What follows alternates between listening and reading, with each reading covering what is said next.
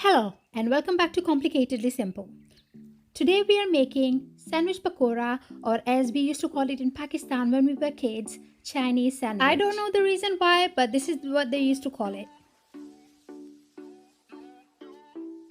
We will be making the filling first. For the filling, you need 1 kilograms of boiled potatoes. Don't overboil them, you're not making mashed potatoes. I will add 1.5 tablespoons of red crushed chili flakes. You can add more if you fancy hotter food. Salt to taste. 1.5 tablespoons of crushed cumin seeds. I have toasted them before I crush them. It's completely optional. And 1.5 tablespoons of crushed coriander seeds. So you want it coarse, you don't want it to be too powdery. 2 to 3 finely chopped green chili. It's optional, you can add them if you want, otherwise you can skip them. And 2 medium-sized onion finely chopped.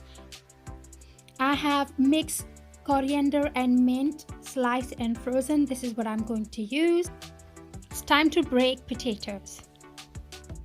Breaking potato prior to adding more ingredients in it makes it much easier to incorporate other ingredients and mix it well.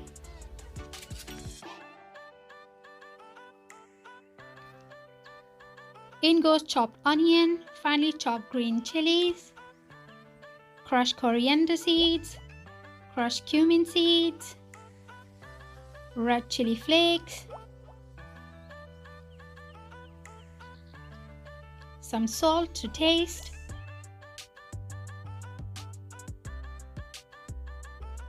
and giving it a good mix. A handful of coriander and mint finely chopped, and giving it a good mix. Making sure everything is well incorporated.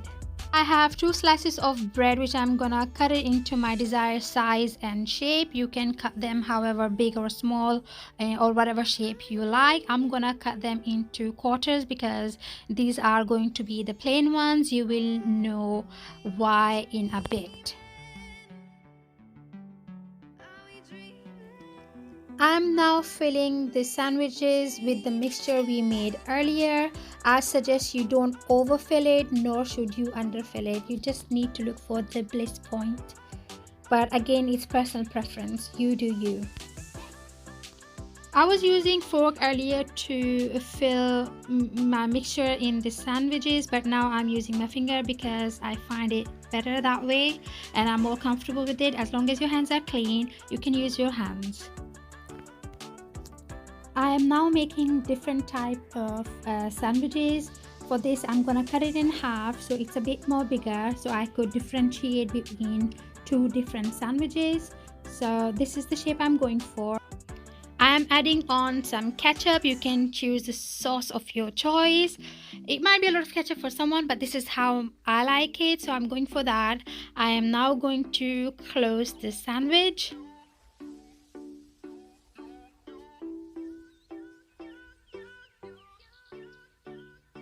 And that's done.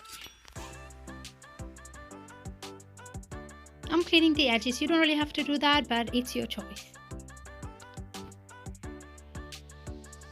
And that's how they look from inside.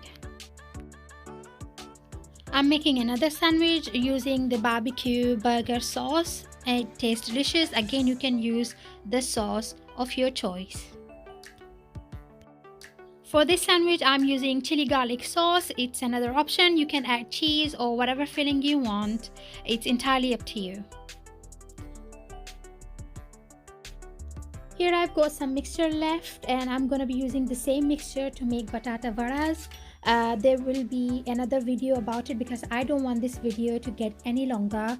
So keep an eye on for my next video or for another video for batata vara. So the bigger ones are the one that's filled with different sauces, and smaller ones are plain. This is so I could differentiate between 2 different type of sandwiches.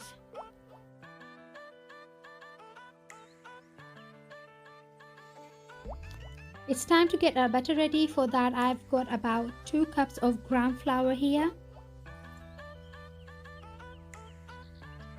in which I'm adding about 2 pinches of bicarbonate soda, some salt to taste, some chili powder, and mix it well because you want to get rid of the lumps in gram flour.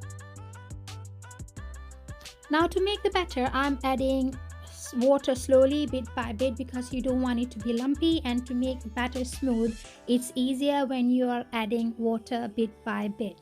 So mix it well until it's smooth. You don't want it to be too runny, nor do you want it to be too thick.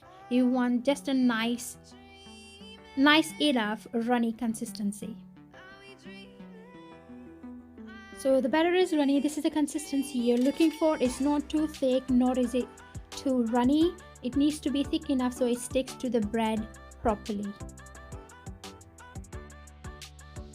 Oil was heating up as I was making my batter. The oil is now ready to put in the sandwiches. You don't want the oil to be really hot, nor do you want it to be too cold. If the oil is not the right temperature, the sandwich is gonna soak all the oil and your sandwich will be really greasy and oily, which you will not enjoy eating. The oil needs to be right temperature. The right temperature would be, it should start cooking the batter outside as soon as you put your sandwich in the oil. Right, so what I did, I dipped my sandwich in the batter, and soon after that I have put the sandwich in the oil. You don't want to leave sandwiches in batter for too long, so quick dip and right into the oil.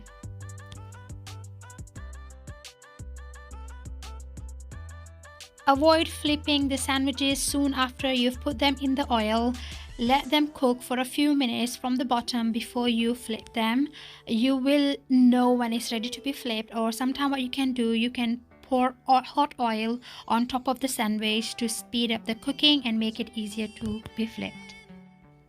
It has been a few minutes since I've put the sandwiches in the oil, and I could see the color changing from the bottom. So I think it's time for me to flip the sandwiches. I'm gonna flip them really carefully. Let the sandwiches cook until you see a nice and golden brown color. Like this.